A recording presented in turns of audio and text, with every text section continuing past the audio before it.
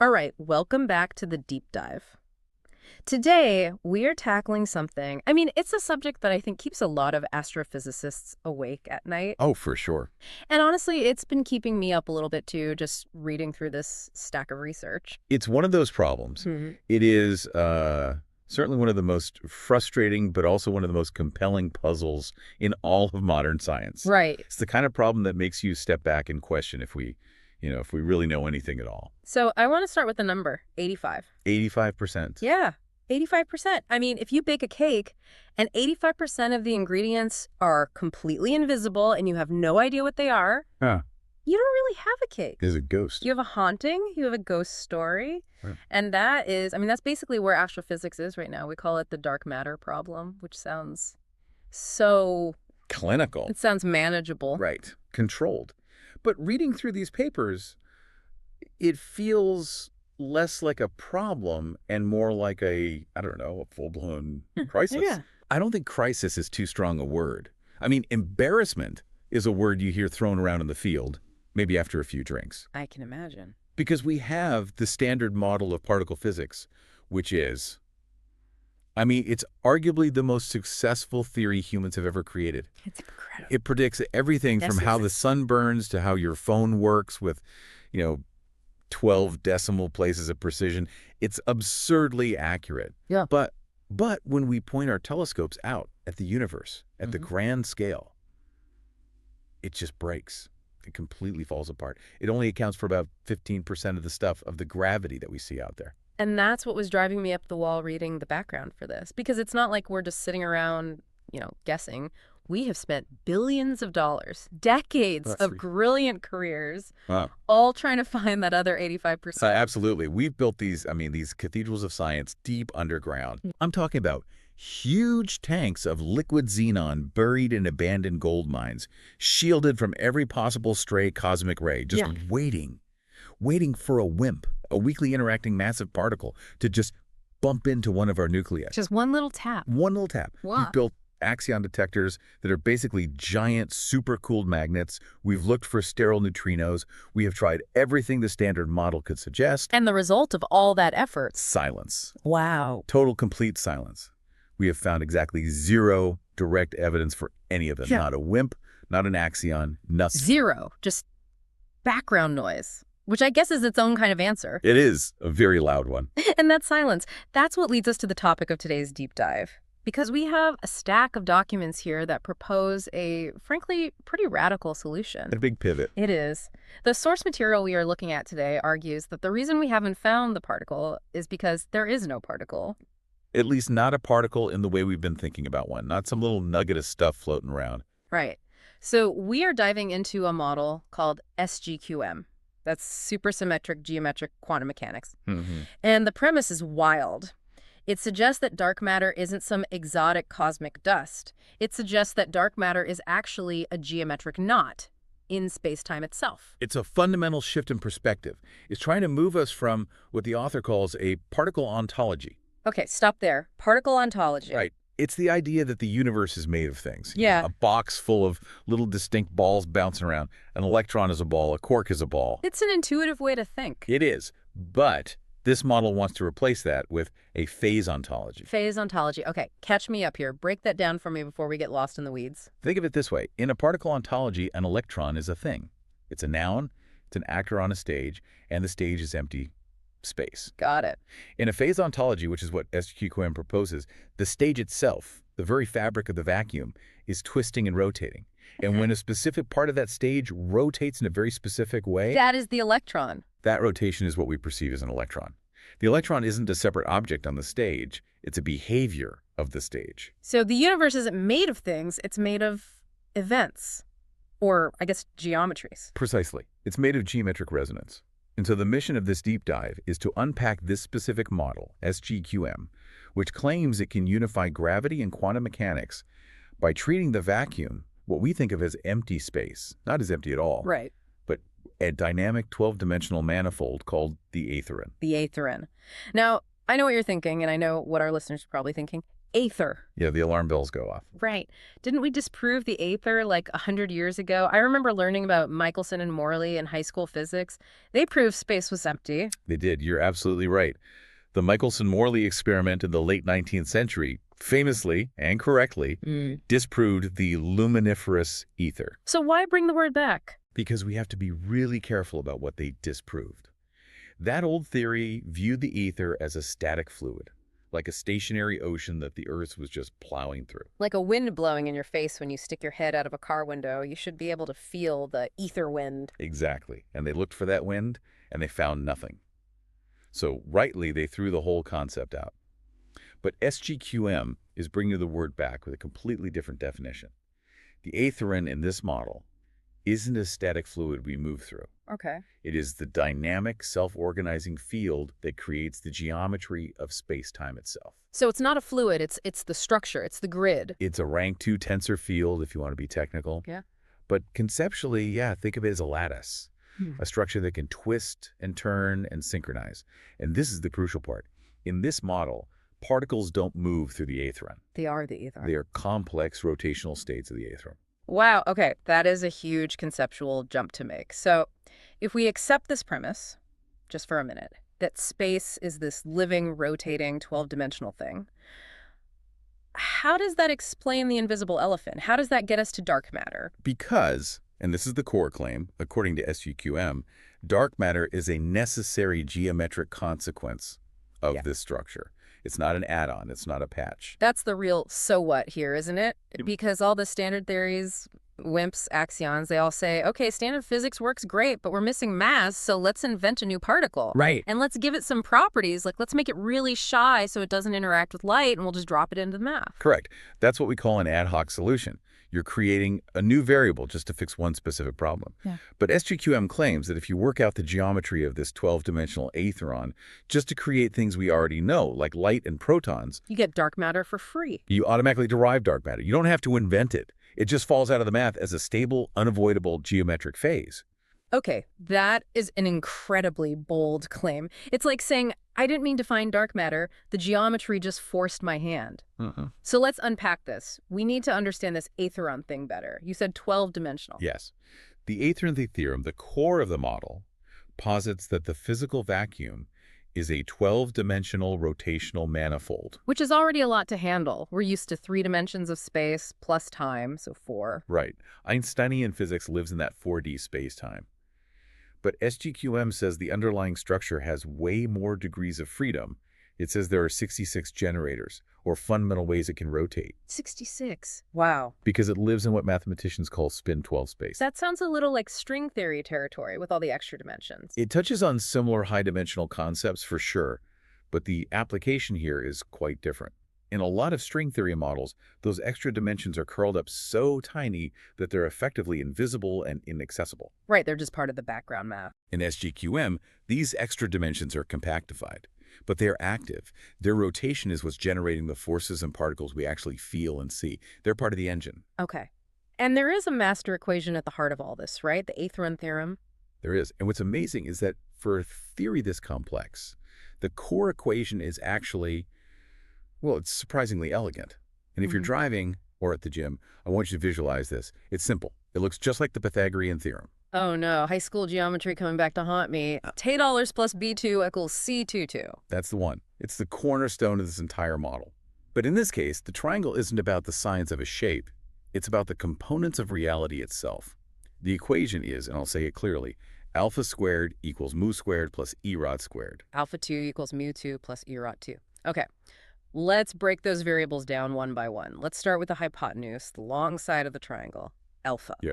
So alpha is what the model calls the synchronization factor. It represents the total conserved magnitude of the Aetheron's rotation in any given local frame. The total budget. The total budget, exactly. In our physical universe, this corresponds directly to the fine structure constant, that famous number, roughly 1 over 137. A number that pops up everywhere in physics, and nobody's really sure why. Right. In this model, it's not a mystery. It's the total length of the hypotenuse. It's fixed. It cannot change. Okay, so the long side of the triangle is locked in place. What about the other two sides, the legs? That's where all the physics we experience happens. So let's say the bottom leg of the triangle is mu, that stands for mass. The source calls this the fermionic projection. This is the stuff aspect of the universe. Matter, inertia, things you can touch. Okay, so mu is matter. What's the other leg, the vertical one? The vertical leg is Aetheron. That stands for rotational energy. This is the bosonic projection. This is force, energy, fields, light, magnetism, gravity, all the interactions. So if I'm picturing this, imagine a ladder leaning against a wall. The ladder itself, its length, that's alpha. It's fixed. That's a perfect analogy. And I can slide the base of the ladder out away from the wall. Right. You're increasing the mass, the mu component. And when I do that, what happens to the top of the ladder? It slides down the wall, it loses height. Exactly. You lose aerodole. You are trading one for the other. As the mass component gets larger, the energy component has to get smaller to keep the hypotenuse, alpha, stable. Which implies that mass and energy are not separate things at all. They're just the same thing, viewed from a different angle. Yes. They're orthogonal projections of the same underlying unity. If you have a region with a lot of mass, you have less available rotational energy in that specific local frame because the hypotenuse must stay constant. It's a fundamental trade-off. That's a really cool visual. It explains the whole particle-wave duality thing. They're not two different things. They're just the two legs of the same triangle. And this leads us directly, and I mean directly, to the dark matter problem. Because the Standard Model, our incredibly successful theory, is really, really good at describing the legs of the triangle that we can see and interact with. But it completely fails to account for rotations that can happen in the hidden dimensions of that 12D structure. Okay, let's get into the meat of this. Section 2 of our outline, the geometric origin of dark matter. Why does this rotating triangle theory solve the problem that these billion-dollar detectors buried in mines haven't? To understand that, we have to look at how SGQM carves up those 12 dimensions. It categorizes the axes of rotation. Think of the universe as a massive house. A house. Okay, I like analogies. The document breaks the dimensions down into different sectors. First, you have the rotational axes R1 through R4. Let's call that the living room. The living room. That's where we live. When the Aetheron rotates along these axes, R1 through R4, it creates what we call normal matter. Protons, electrons, quarks, all the stuff that has charge, the stuff that interacts with light. It's where all the furniture is, it's where the lamps are turned on. It's the stuff we can see. The familiar world. Exactly. But the house is much bigger than just the living room. There is, let's say, a whole other wing of the house, a whole set of rooms you can't see from the couch. And that is the sector of axes R5 through R8. And let me guess, this is the bosonic sector. The dark sector. You've got it. R5 through R8. This is the domain of pure curvature and force. And dark matter, in this model, lives entirely in that wing of the house. So it's not a different kind of particle, it's just a different kind of rotation. A different kind of rotation in a different room. Yeah. SGQM defines dark matter not as a new particle species, but as dark bosons. It creates what it calls Aetheron knots. These are stable rotational harmonics that live exclusively within that R5, R8 subspace. It's a hidden room in the geometric house. A hidden room that is, by its very geometry, strictly separated from the room where light lives. Yeah. And this is the absolute key. The source material outlines the three core puzzles of dark matter that any successful theory has to solve. First, why is it invisible? Second, why does it have gravity? And third, why is it stable over cosmic timescales? Yeah. SGQM claims to solve all three from a single principle. All right, let's take them one by one. Puzzle number one, why is it invisible? Why can't we see it with our telescopes? Why can't I just, turn on a flashlight and spot it? In the standard particle physics models, like the Wing P model, we assert this property, and we say, oh, it has an extremely weak coupling to the electromagnetic field. We set that interaction to basically zero by hand to make the math work. We just call it shy and move on? We call it shy and move on. Yeah. But in SGQM, there's a fundamental geometric reason for its shyness. To interact with a photon, to see light, to scatter, a particle needs to be able to align with some very specific axis, specifically the R2 axis, which governs charge phase, and the R6 axis, which governs electromagnetic coupling. So R2 and R6 are basically the light switches of the universe. If you can't touch those axes, you are in the dark. You are invisible, exactly. And the geometry of these dark matter knots, these rotational configurations in the R5, R8 sector, is defined as being orthogonal to the R2 and R6 axis. Orthogonal meaning at a 90-degree angle. At a 90-degree angle. They literally cannot touch the switch. Their rotation creates zero projection onto the charge axis. It's not that the interaction is weak or suppressed, it's that the interaction is geometrically impossible. Impossible, that's the word. They cannot couple to a photon. So photons just pass right through them as if they weren't there. So it's not that they are good at hiding, it's that they physically possess no surface for light to even recognize, let alone bounce off of. It's like trying to catch a radio wave with a fishing net. The net isn't broken, it's just the wrong tool for the job. The geometry is completely wrong. Okay, that explains the dark part very elegantly. But what about the matter part? If they're just these geometric swirls in a hidden sector, why do they have mass? Why do they pull on galaxies? That's puzzle number 2. And this is where another one of those axes comes into play, the R7 axis. In the SGQM model, the R7 axis represents curvature coherence. Curvature coherence. Remember our triangle equation, alpha 2 plus 0, 2, 2. Usually we think of that gamma 2, the mass term, as coming from the fermionic axis, from the stuff in the living room, R1, R4. From protons and neutrons. Right. But SGQM shows that you can generate a mass term. You can generate gravity strictly through the curvature of the R7 axis. So you don't need a proton to make gravity, you just need to twist the R7 axis hard enough. Correct. And these dark matter knots, by their very nature, specifically and strongly activate the R7 axis. They create a persistent, coherent curvature in the lattice of the Aetheron. And because gravity in this model is just the Aetheron trying to maintain its balance, that bending is felt by everything else. So we feel its gravity even though there is no solid fermionic matter there. It's like a ghost that has no body but still makes the floorboards creak. That's a fantastic analogy. The floorboards, space-time, are creaking and groaning because of the stress on the R7 axis, even though there's no visible body standing there. That's it, exactly. Okay, so that's 2 down. Puzzle number 3. Why is it stable? If these are just swirls of energy or geometry, why don't they just dissipate? Why do they hang around galaxies for billions and billions of years? This is where the concept of topology comes in. Have you ever tried to undo a really nasty knot in a shoelace without letting go of the ends? Yeah, and it's usually impossible. You just make it tighter. Right, because a knot is what we call a topological feature.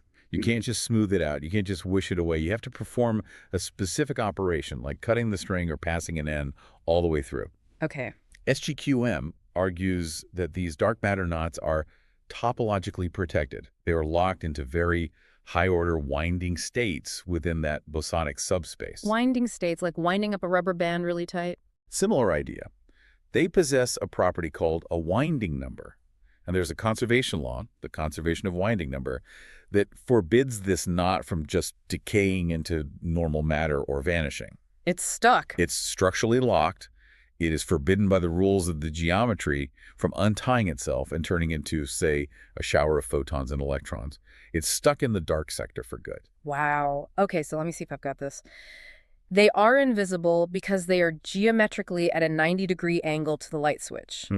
They are heavy because they lean really hard on the one axis that controls gravity. The R7 axis, yeah. And they are stable because they are tied in a sort of cosmic double knot that the laws of physics forbid them from ever untying. That is a very, very good and concise summary of the SGQM position on dark matter. And this model, this picture, it seems to explain the phenomenology we actually see out in the universe, right? It does. For example, we observe that dark matter is cold, meaning it moves slowly.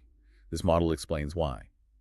Because these knots can't interact with light, they can't radiate heat. Right, if you can't emit a photon, you can't cool down. It's like having no way to sweat. Precisely.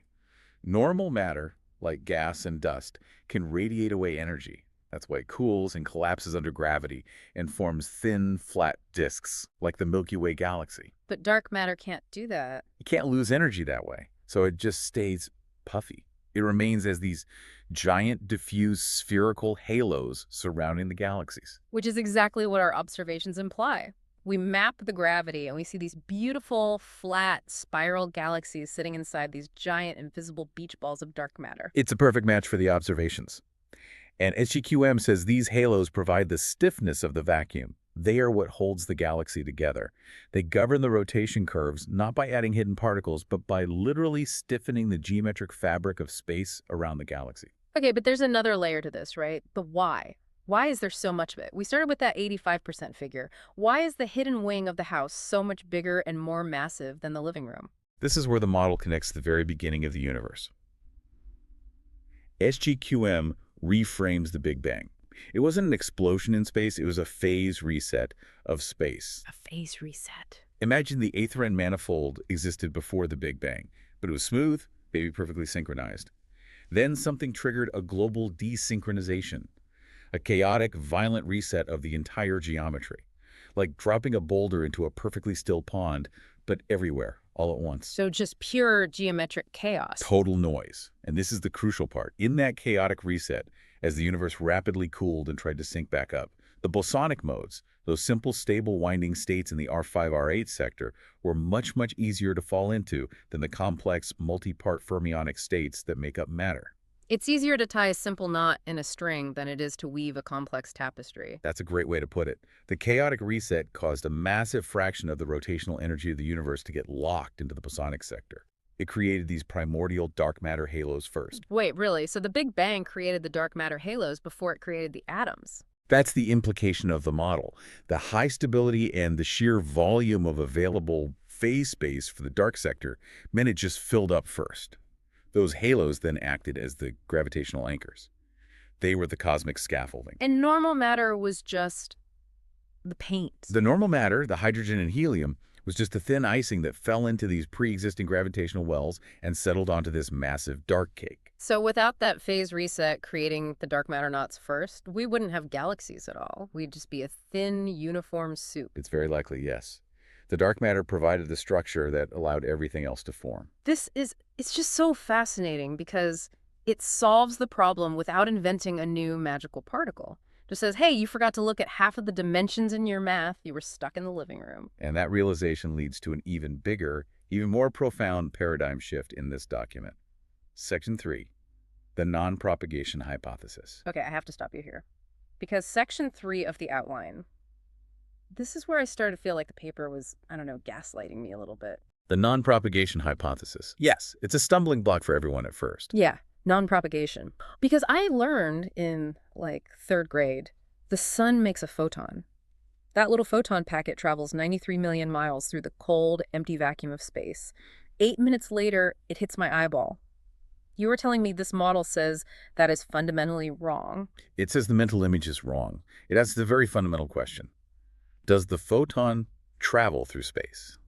Or is the photon a behavior of space itself? Okay, give me the alternative. Because if light isn't moving, I'm not sure how I'm seeing you right now. Imagine you were at a huge football stadium. The crowd decides to do the wave. You see the wave travel from section A to section B to section C. It moves fast, moves all the way around the stadium. Right, I see it. But did any single person get up and run from section A to section C? No, of course not. Everyone just stood up and sat down in their own seat. Exactly. The medium, the people didn't propagate. The phase propagated. The information propagated.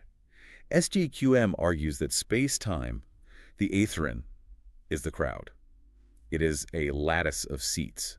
And a photon is simply a sequence of those seats standing up and sitting down in perfect synchronization. So light isn't a bullet flying through the air. It's a domino effect of the fabric of space itself. It is a phase synchronization rate. And this answers a huge, huge question that Einstein grappled with. Why is the speed of light a constant for all observers? Right. If you fire a bullet from a moving train, the bullet goes faster relative to the ground.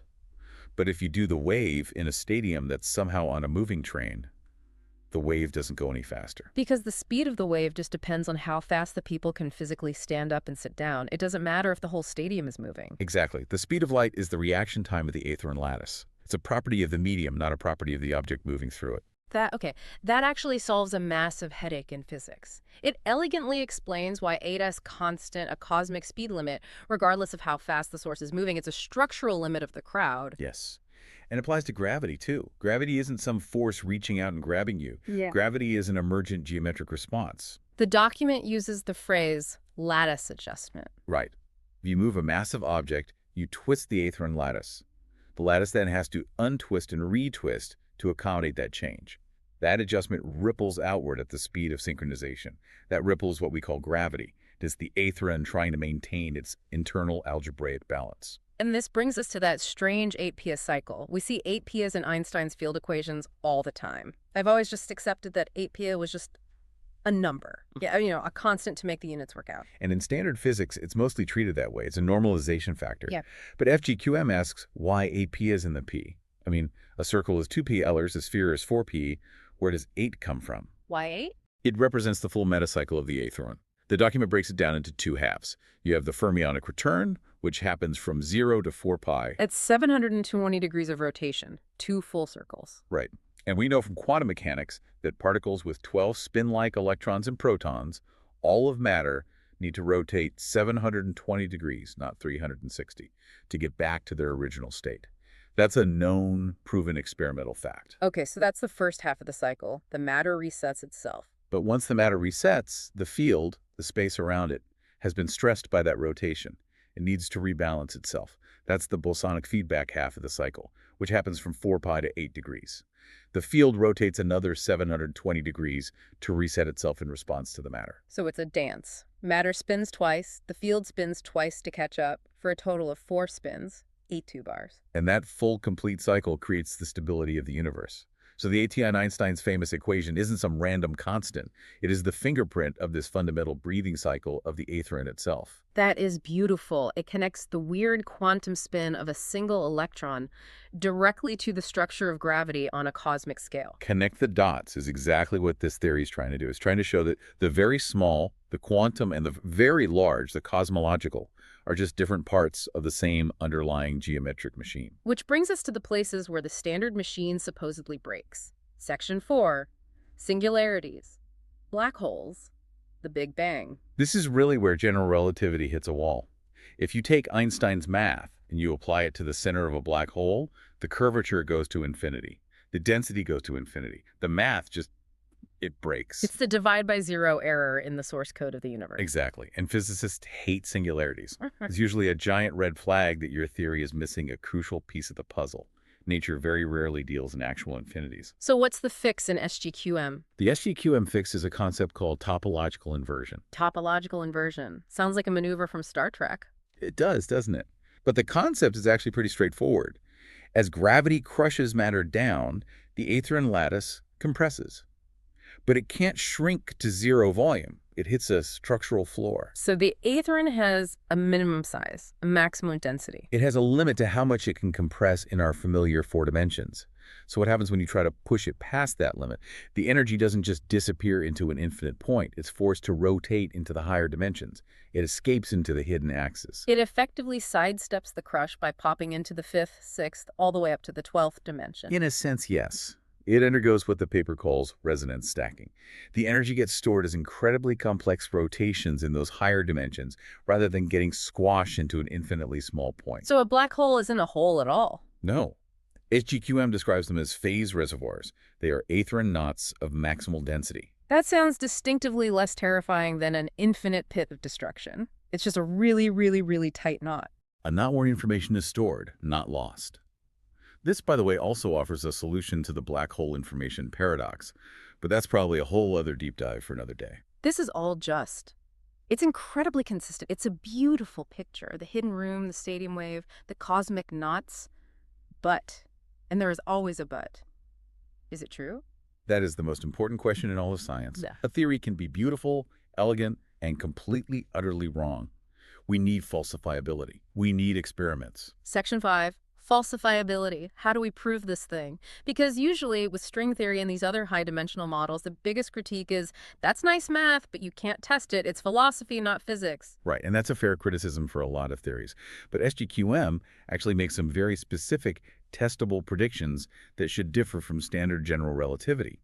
And if even one of these turns out to be true, it could overthrow 100 years of physics. One of them involves the planet Mercury. Mercury. I thought Einstein solved Mercury's orbit ages ago. That was like his first big win. He did. Mercury's orbit shifts a little bit every year. It's called precession.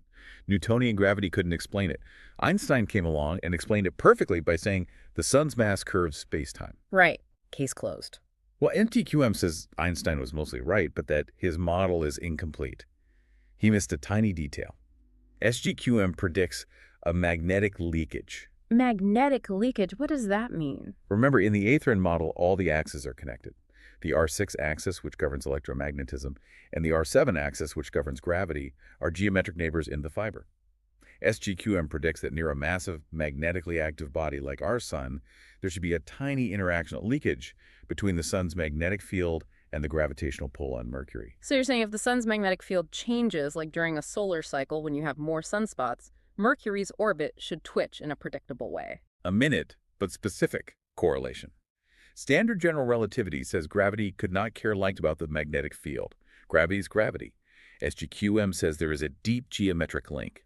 If we analyze the orbital data with enough precision and find a correlation between the solar magnetic flux and Mercury's orbital precession, that would be a smoking gun. That is an incredibly concrete test. What else have we got? Gravitational waves, LIGO and Virgo. Right. We've been detecting merging black holes and neutron stars for a few years now. The sounds of space-time? Yes, and standard theory says those waves should be smooth ripples, like a perfect sine wave ringing and then fading away. But SGQM views gravity as a lattice adjustment, the stadium wave. And because the Aetheron has a discrete structure, it's a lattice of units, not a continuous fluid, the signal shouldn't be perfectly smooth. It should have jitters, high-frequency deviations from the smooth curve. The paper calls them post-merger echoes. Imagine ringing a big metal bell. Standard theory says the sound just fades smoothly. SGQM says because the bell is made of atoms, or in this case, Aetheron units, you should hear tiny, high-frequency resonances as the lattice itself settles back down after the violent merger. Post-merger echoes. I love that. So you're saying we should be looking at the noise in the LIGO data that we currently filter out? Exactly. What we currently classify as instrumental noise might actually be the signature of the Aetheron lattice itself, the sound of the stadium crowd settling back into their seats. There's also a mention of variable constants. This one sounds particularly unsettling to me. It is. It challenges one of the most fundamental assumptions of physics, that the constants of nature like alpha, the fine structure constant, or even torl, the speed of light, are fixed everywhere and for all time. Wait, the speed of light isn't constant? SGQM says terraces is not a fundamental constant, but an emergent property. It depends on the rotational stress of the vacuum. So if you are in a region of extreme gravity, like right next to a supermassive black hole where the lattice is twisted to its absolute limit, the synchronization rate, the speed of light might actually change. And we could test that. How? By looking at the light spectra from quasars that are very, very close to black holes. If the fine structure constant, alpha, shifts even slightly, the colors of the light, the positions of the spectral lines, will shift in a very specific, predictable way that we should be able to detect. Wow. And finally, number 4, fractional charges. This one is for the particle colliders, the LHC. We know that quarks have these weird charges of plus 23 or next 13. The standard model accepts this. SGQM says that in incredibly high energy collisions, we might be able to briefly unlock tilted alignments of the Aetheron. Like picking a lock and getting the tumbler stuck halfway for a split second. That's a perfect way to think about it. Mm-hmm. And that could create transient exotic particles with weird fractional charges that the standard model says absolutely cannot exist. Something with a charge of, say, 15 or 27. So we have a clear roadmap. We need to look at Mercury's orbit with extreme precision, sift through the noise and gravitational wave data, stare at quasars near black holes, and smash atoms even harder to look for weird charges. It's a robust, falsifiable list. And that's what makes this more than just philosophy. It's a scientific hypothesis. It's dangerous. It's putting its neck on the line, which is what good theories are supposed to do. It really feels like we are standing on the edge of a massive shift. You know, the transition from Newton to Einstein was this huge shift from thinking about forces to thinking about curvature. This feels like the next step, a shift from curvature to, geometry in motion. Resonance. I think that's the word that captures it best. The universe isn't a place with things in it. The universe is a song, a complex, 12-dimensional harmonic resonance. And that brings us toward the end of our dive.